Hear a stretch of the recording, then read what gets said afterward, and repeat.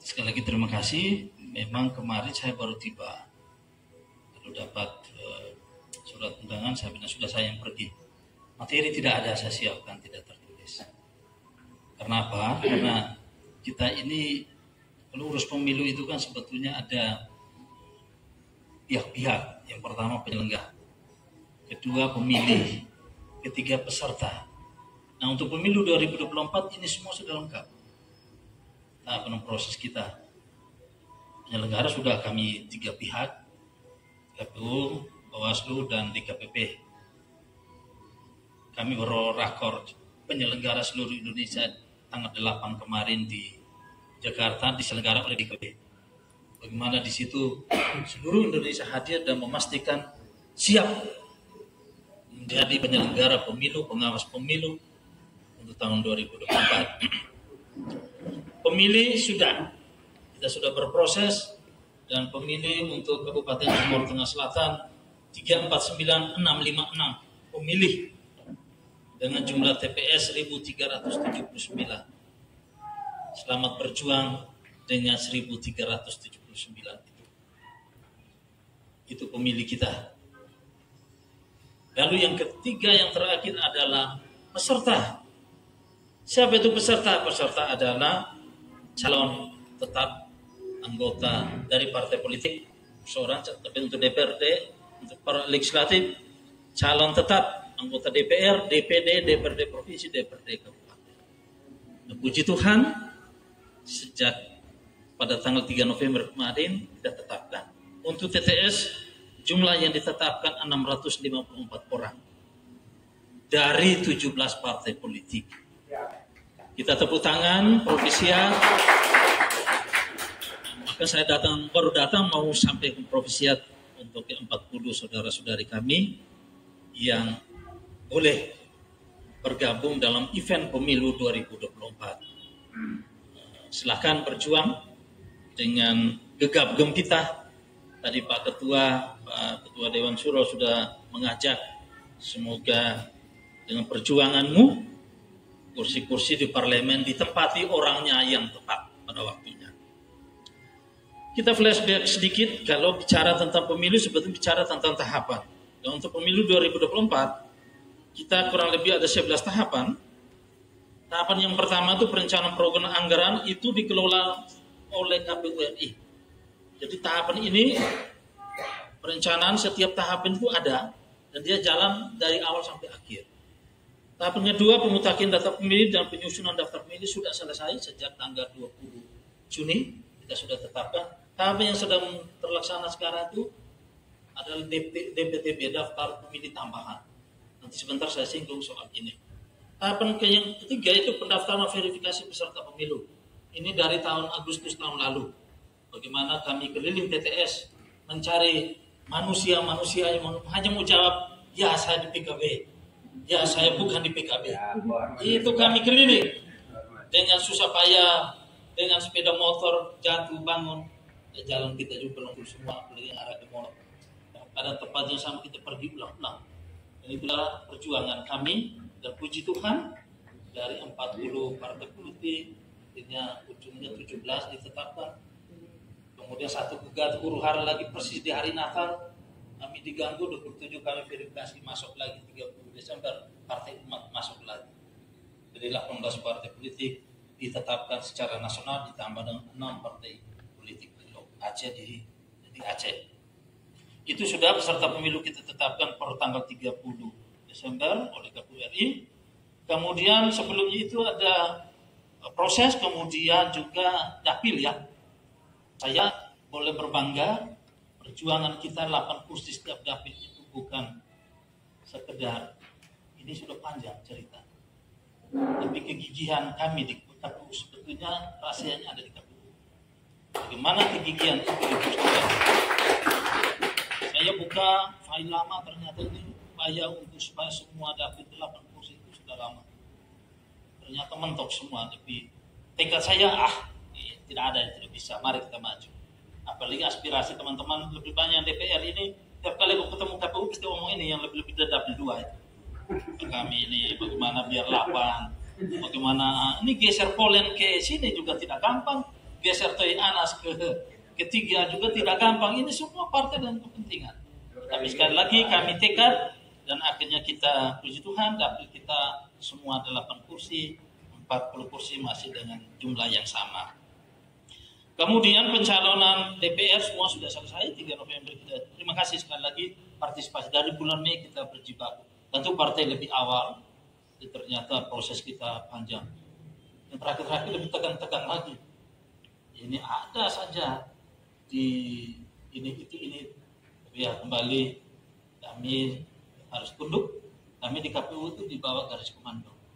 Perintah RI jalan, tidak ada diskusi di bawah. Bahwa kami berhadapan dengan perkara, iya. Kalau masuk ke KPU siap.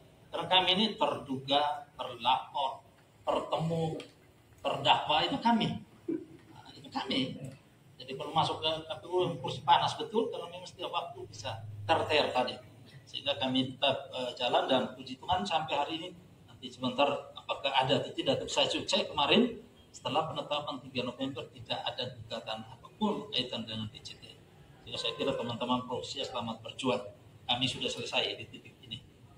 Selanjutnya kita akan memasuki masa kampanye. Masa kampanye ini data resminya demikian ya. Untuk kampanye kita itu mulai 28 November sampai 10 Februari. Jenis kampanye yang 28 November sampai 10 Februari itu yang pertama itu pertemuan terbatas. Silakan pertemuan terbatas di kelompok kecil bisa dilakukan. Kemudian tatap muka. Berkunjung ke rumah keluarga atau apa selama. Kemudian penyebaran bahan kampanye, poster, stiker, atau spanduk yang mungkin itu. Kemudian pemasangan alat peraga. Ini untuk tahap pertama 28 November sampai dia sambung sampai 10 Februari. Lalu rapat umum 21 Januari sampai 10 Februari. Di rapat umum jadwal kita 21 Januari 10 Februari. Nah, Bapak Ibu sekalian, kaitan dengan ini masih dalam proses. Kami belum dapatkan data, tapi sudah mengirim surat resmi kepada Pemda. Meminta yang pertama lokasi pemasangan alat peraga di seluruh wilayah Kabupaten TTN. Ini yang dikasih oleh Pemda kepada kami, baru kami tetapkan dalam kebijakan kami. Sehingga disampaikan kepada peserta pemilu, teman-teman partai, sehingga ketika mau gantung kita punya alat peraga ini pada tempat yang bisa sesuai dengan keputusan. Jadi ada regulasi. Kemudian yang kedua kami juga sudah meminta kepada Pemda lokasi rapat umum tingkat kecamatan 32 kecamatan. Kita minta ke Pemda supaya segera beritahu kepada KPU lokasi kira-kira kalau partai-partai ini akan rapat umum kampanye umum nanti rapat terbuka itu di kecamatan. Segitu nanti kita susun jadwalnya dan nanti sepakat semua dengan pimpinan partai tidak akan terlibat godok bersama bagi jadwal sehingga kita bergerak semua di sana. Ini untuk informasi kampanye. Nah, kami sulit juga mencari waktu, tetapi sulit karena kami di KPU kalau mau sosialisasi harus mendapatkan bahan dan materi dari KPU RI. Nah, kebetulan 2 teman itu divisi teknis dan sosialisasi ini sedang ada di Bandung hari ini pulang. Maka buat kemungkinan tanggal 13 kita akan undang partai. Kita akan sosialisasi tentang kampanye dan dana kampanye. Ini penting karena sebelum kita masuk ke tahapan kampanye, aktivitas kampanye, kita tahu aturan, kita tahu rambu-rambu dan kemudian soal dana kampanye itu penting karena rekening berdampak pada rekening dan kalau hari sebelum kampanye belum ada rekening, Bapak Ibu pasti akan di stop dan semua. Lama TTS itu perhatian sekali beberapa tahun lalu seluruh Indonesia karena apa? Karena kedisiplinan tadi. Itu untuk jadi mungkin saja minggu depan kami hanya punya waktu di tanggal 13 atau 14 itu 15 ya, nanti selanjutnya kami semua ada mungkinan hari Selasa hari 14. Itu untuk sosialisasi Bapak Ibu sekalian. Kalau nanti tanya-tanya seputar soal ini saya memang bagi tugas dan teman yang lain, jadi kami tidak semua menguasai materi-materi itu. Sehingga kalau bisa saya jawab, jadi kalau detailnya nanti kita akan sosialisasi secara menyeluruh ya teman-teman yang akan kembali. Itu menyangkut tahapan kampanye. Tapi Ibu sekalian, saya sambung saja dengan informasi tahapan dulu. Setelah itu kita akan memungutan suara semua 14 Februari, lalu penghitungan sampai 15, yaitu 2 hari, 14 dan 15.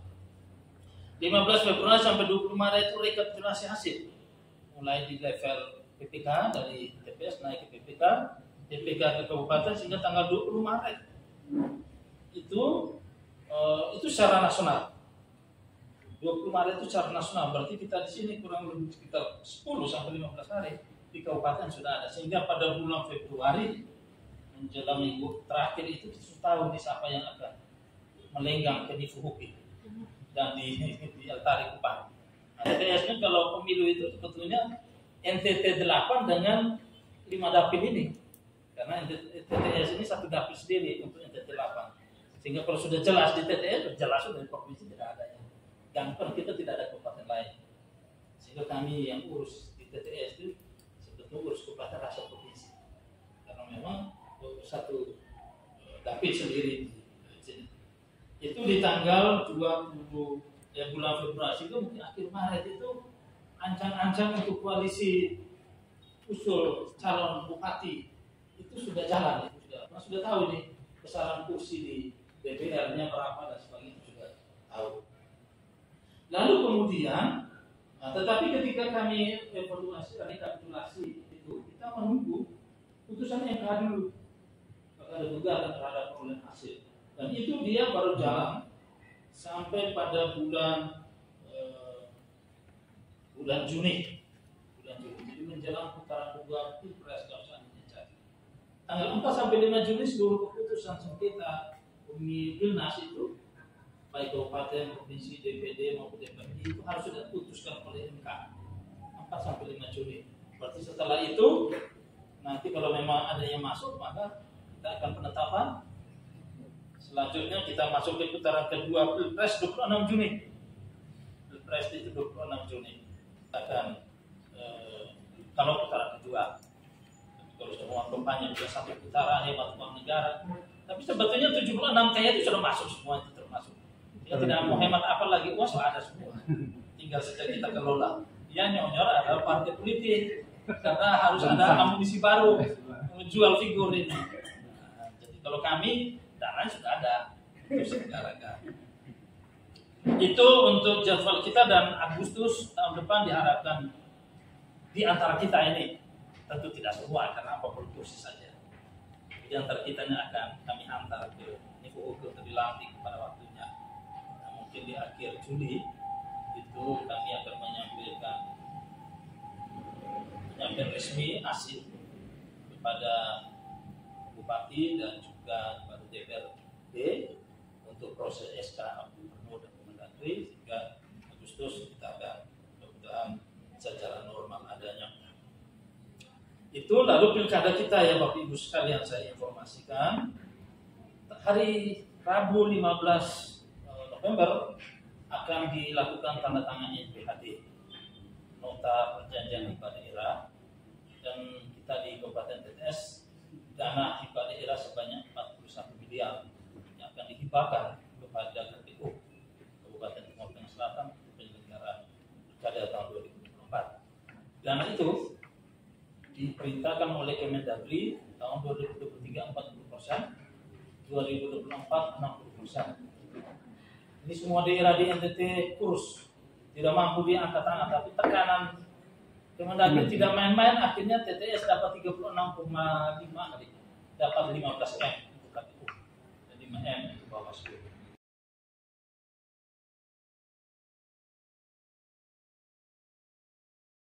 Untuk pilkada, ini skenario 1 November, skenario 2 itu September 2024. Tapi kedatangan yang ada semua itu tergantung istana mau cawe-cawenya gimana. Kembali istana yang cawe-cawe. Nah, jadi skenario yang terjadi saat ini adalah September. Sehingga pendaftarannya itu pada bulan Juli, Agustus, September coblos. Juli mulai pas ketika final hingga Juli Jadi kalau main sudah mulai Maret ke sana itu sudah capek karena masih tensi terus ini, jalan terus ini karena mulai elus-elus figur-figur.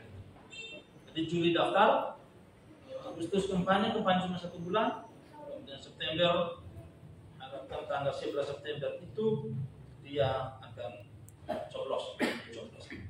Itu kira-kira jadwal untuk tahun depan. Yang kedua, saya perlu sampaikan tahapan yang mungkin yang tahapan sudah, saya perlu informasikan ini menyangkut kita semua yang terlibat di dalam pemilu. Ini hampir seluruh Indonesia ini, TNI Polri sudah selalu mendeklarasikan pemilu damai. Karena memang sudah tidak damai hati ini. Ya saat ini sudah tidak damai karena memang gelisah semua. Tadi pidato Pak Ketua juga gelisah semua. Nah, jadi pemilu damai. Dan di Indonesia kalau bicara tentang pemilu yang netral itu hanya TNI Polri dan penyelenggara. Yang lain kita sudah berbeda. Posisi masing-masing dengan bloknya dan arahnya, apalah semuanya itu. Karena itu diharapkan ini kita bisa berkolaborasi. Nah ini para pihak yang tersegala yang dalam urusan pemilu ini saya sebut yang pertama kami penyelenggara, kedua tim sel ya, tim sukses, yang ketiga partai politik, ada LSM, ada kampus, ada calon-calon Bapak Ibu sekalian, yang pula ada masyarakat. Nah ini sangat diharapkan untuk kita kerja bersama. Jadi bukan cuma sekedar mau dapat kursi, tapi ini adalah sirkulasi praktek demokrasi yang kita tegakkan. Untuk apa kami di KPU, kami di Bawaslu sebagai penyelenggara itu pada ujungnya ketika selenggara pemilu yang adalah konflik horizontal, konflik sosial. Panggilan kita adalah bagaimana sirkulasi kepemimpinan nasional, provinsi dan kabupaten setiap 5 tahun jalan dan mengikuti sendi-sendi dasar demokrasi, taat aturan dan sebagainya.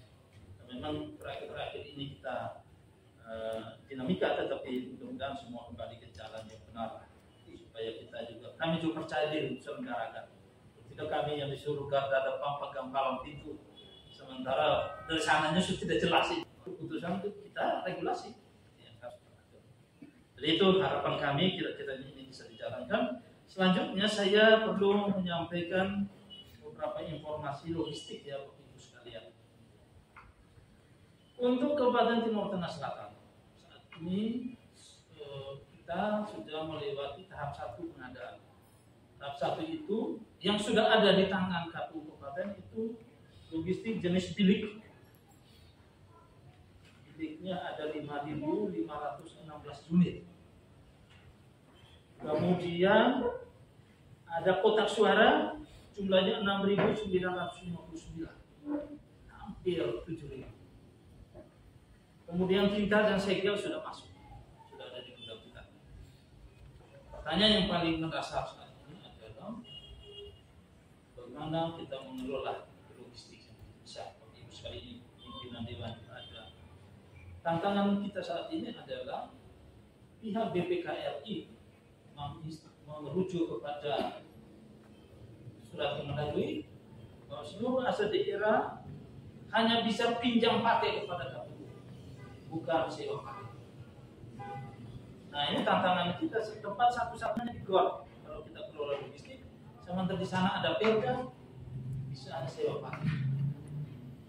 KPU sebetulnya sudah siap semua anggarannya untuk 2 tahun. Sewa GOR itu kurang lebih ada dekada dengan Bilnas, ada ya kurang lebih 8 bulan. Kita sudah ada uang. Tapi atas perintah ini yang harus pinjam pakai, dan kami sudah menulis surat ke bupati, dan bupati sudah jawab ini ada perda dan dia hanya bisa sewa pakai. Padahal itu bisa pakai kok. 6.959 taruh di mana? Tidak ada tempat. Saya lagi kemarin perintahkan teman-teman sekitar, coba cek di sekolah yang gedung besar. Atau di lapangan futsal Abu punya bisa tidak kita sewa. Mengandaikan GOR itu di Kuningan atau PD Mutis Jaya, maka kami kontraknya dengan lembaga itu. Tapi kan sekarang oleh Perda sendiri itu dinas terkait sehingga tidak bisa. Satu-satunya di NTT yang mengalami hanya NTT, tidak ada tempat lain kelola logistik itu. Dan seluruh persoalan ada di logistik. Dan kalau salah kelola logistik, maka kita akan mengulang peristiwa kemarin di SMSU berlapis-lapis. Itu ulang. Kita berkelahi dengan barang DOI. 2019 ketika kami masuk, kita kelola di GOR semua bisa, tidak ada soal. SU 12 itu tiganya itu kami rekomendasi karena coblos 2 kali dan kurang surat suara. Yang lain rekomendasi Panwas karena pelayanan itu saja dari 1.239. Yang lain kita kelola maksimal untuk logistik. Nah, itu yang menjadi tantangan, tapi kita bergumul, kita minta kebijakan khusus saat ini berdasarkan surat bupati supaya KPU kebijakan khusus. Tapi ini pro kontranya masih tinggi, tapi mudah-mudahan ada jalan keluar. Karena per 15 Desember kami sudah kelola logistik. Itu tahap pengadaan.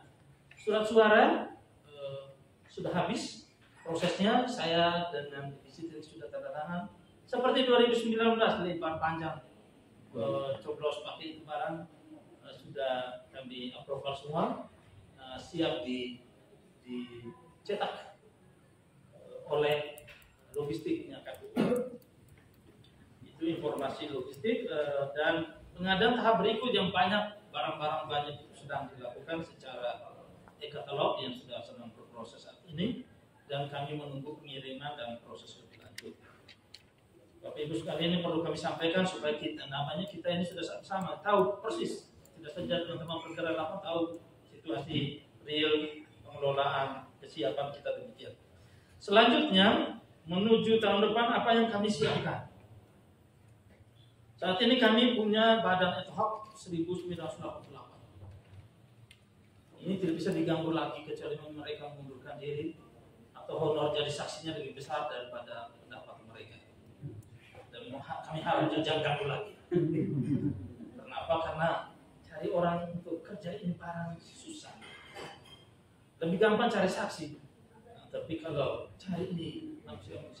Dan saya setelah lantik bulan Februari, Januari, ini hampir setiap bulan kami lantik bulan karena orang mengundurkan diri.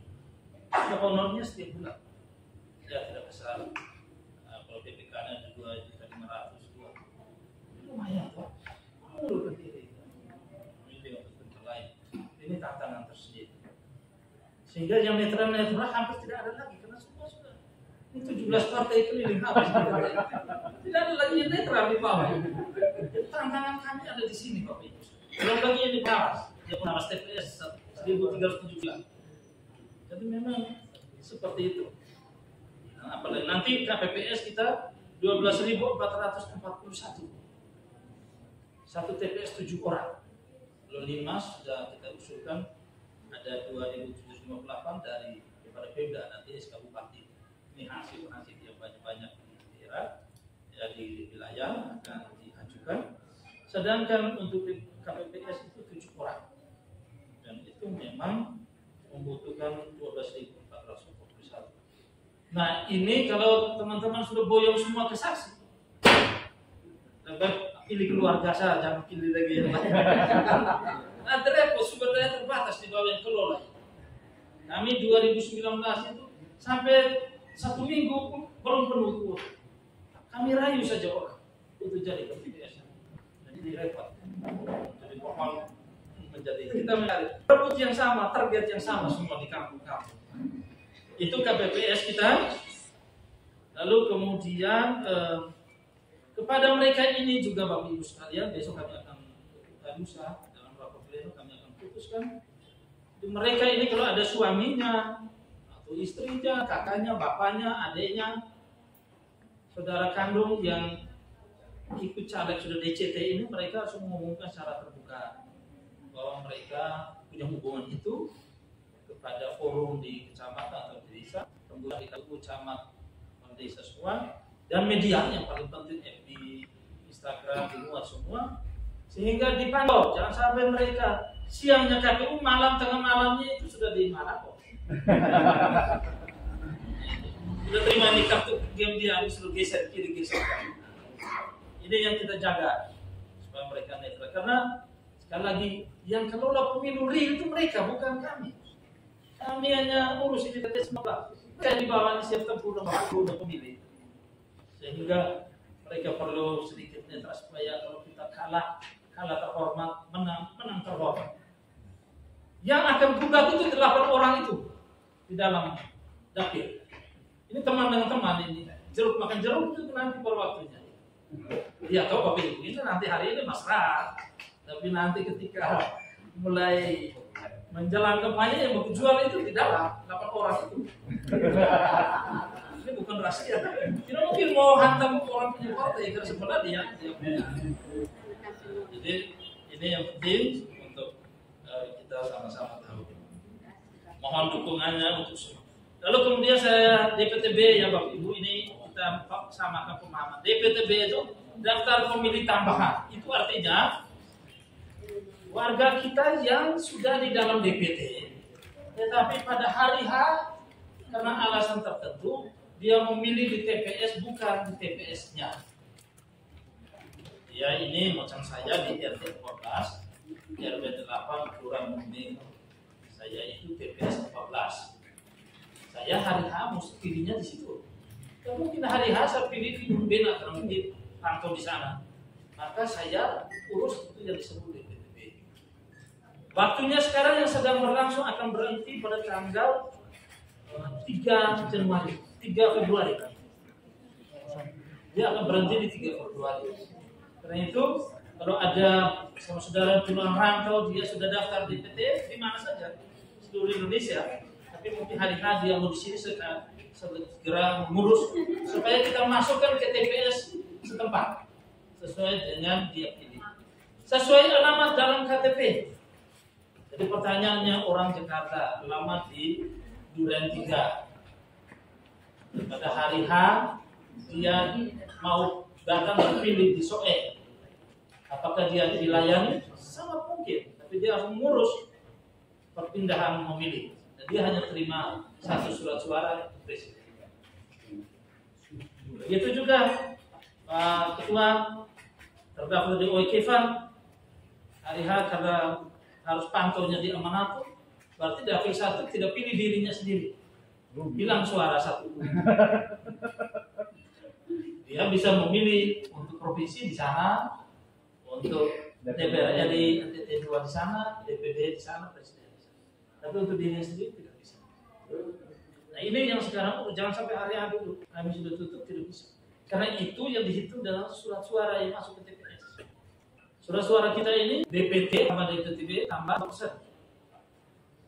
Nah sekarang kita hitung memang prosesnya sekarang supaya misalnya ini pindah masuk kami penetapan untuk bulan Oktober ini sudah posisi dia 60 pindah masuk pindah keluar ini ada masuk pindah keluar. Nah kami hitung kalau masuknya banyak diplot ke TPS. Misalnya di TPS 1 ini sudah 300 kalau pemilih TPS 300. Kalau dia sudah lebih maka bisa geser ke TPS 2 atau TPS 3. Tapi itu harus melalui PPK, melalui KPU. Tidak bisa kita pilih sendiri. Karena itu kami ajak kalau memang jalan ada kampanye diam tadi terbatas, temukan itu segera informasikan ke PPK kami supaya mereka langsung ambil tindakan. Yang penting ada KTP yang ada dimiliki dan sudah terdaftar di DPT. Sudah. Tapi kalau belum daftar sama sekali, yang penting ada KTP elektronik hari H bisa datang. Tapi mungkin sebelum hari H semua juga kami akan inventaris. Ini menyangkut surat suara Bapak Ibu. Jumlah surat suara tidak bisa ditambah. Kita hanya harapkan surat suaranya orang mati. Maka jangan bilang orang mati hidup kembali di biarkan dia hidup. Suratnya yang kita pakai kan. Karena orang pindahin kanan ini suratnya kita pakai. Dan manusia jelas akan ada tanda khusus bahwa dia tidak ini. Surat suaranya tidak pakai. Itu untuk DPTB kita harapkan teman-teman sangat membantu waktu masih cukup untuk kita berkolaborasi melakukannya itu. Poin penting lain yang perlu saya sampaikan pada kesempatan ini itu soal ya kampanye yang Bapak Ibu atur sendirilah. Ini teknis strategis ya teman-teman. Yang penting baca baik-baik aturan, jangan menghasut, membuat ini pertentangan yang tidak perlu. biarkan pemilu damai dan betul. Ini menyangkut pemberian suara ya pada pemilu. Ini perlu juga ketika teman-teman Bapak Ibu turun. Yang pertama seperti 2019, memang PKPU-nya belum turun, tapi Undang-Undang 7-nya jelas seperti 2019, mencoblos satu kali pada nomor nama untuk caleg DPR ya, nomor nama di dalam kotak itu. Kalau untuk DPD itu foto pasangan calon. Kalau presiden, wakil presiden dia termasuk foto. Lalu coblos pada partainya. Jadi kampanyekan juga coblos di partai. Nah, ini penting supaya akumulasi. Nah, ini harga kursinya di TTS ini setiap dapil itu per partai itu kami hitung pengalaman 2019 dia 4.000. 8 calon ini minimal satu calon 500. Itu muatan dasar jangan melenceng. Kalau di bawah itu nah 2029 mesti berbis tembus. Ya di dapil itu. Jadi 8 orang kalau koleksinya 500, maka peluang dapat kursinya dulu, jangan dulu sampai dulu. Peluang dapat kursi. Karena kami hitung rata-rata 4.000. Untuk karena satu kursi kita kan 12.000, ada 11.000 lebih.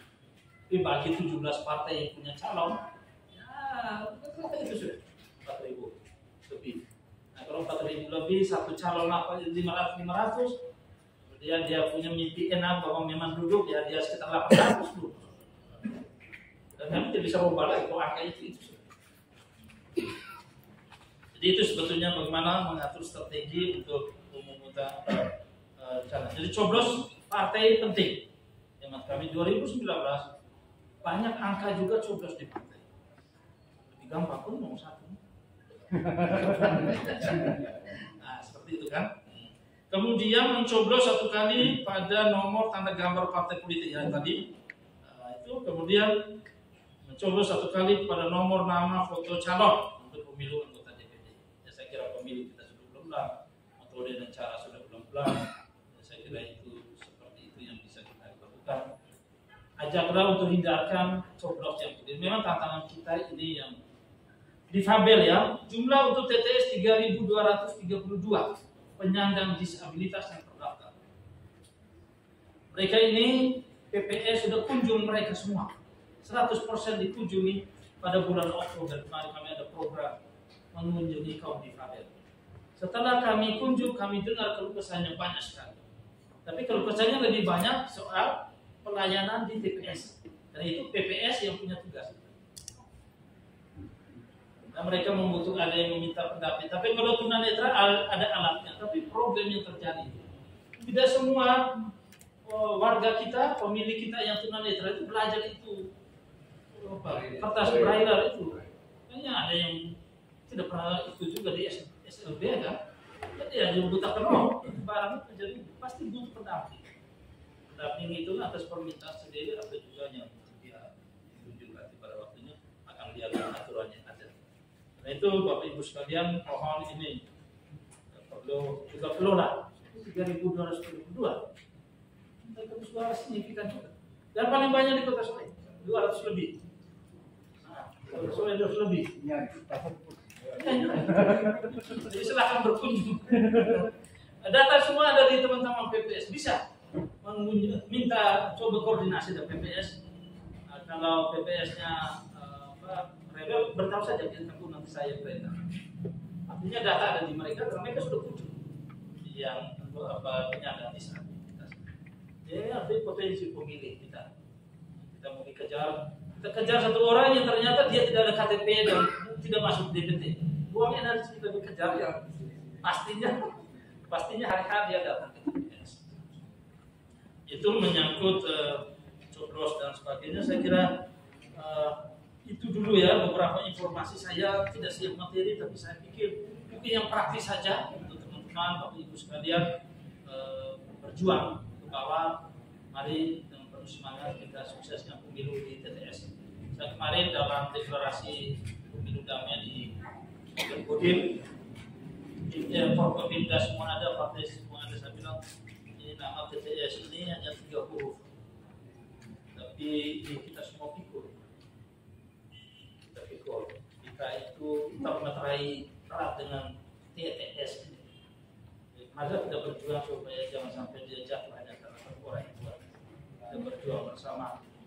Kenapa? Kalau dia nilainya plus, kita semua pikul kekuatan yang plus itu. Kalau negatif, ini satu orang yang beda di Tanah Otomobil tidak tahu nahu, dia di TTS, dia pikul.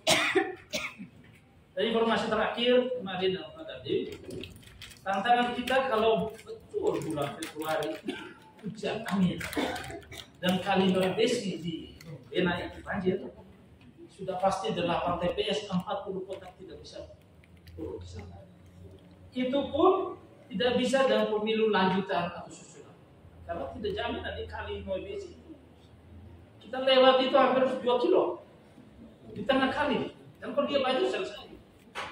Itu hanya bisa dari udara. Lalu pada hari ini sudah ada paling setiap kami usaha. Kalau memang 40 saya pikir ke atas ini. Saya pergi ke persis. Kalau sudah pergi, Bapak kita harus cari alternatif. Alternatif kalau sudah ada ini, kita untuk 2 desa itu mengikuti dengan karena masuknya dari Kabupaten Kupang, dari Fatu Monas turun, dan itu pun pasti kalau trek dari sini sekitar 3-4 juta tidak mundur itu dia minta saya. Karena jauh lebih dekat. Puji Tuhan kalau seandainya cuaca kita kan ramalan cuacanya setelah 14 Februari berhujan angin. Jadi mudah-mudahan hujan enak. ramalan cuacanya begitu. Karena kalau dia call bulan Januari kita ini tidak akan sama juga dengan karena ini parah memang, tapi tidak apa, kita tetap tidak semua calon juga saja, karena ada sebuah TPS yang calon itu mudah dia penting saja yang bekerja, sehingga kalau di sana yang masuknya tunggal pas dia menang telak sudah manusia tertutup semua di sana. Oke saja, terima kasih saya kebanyakan. Iya.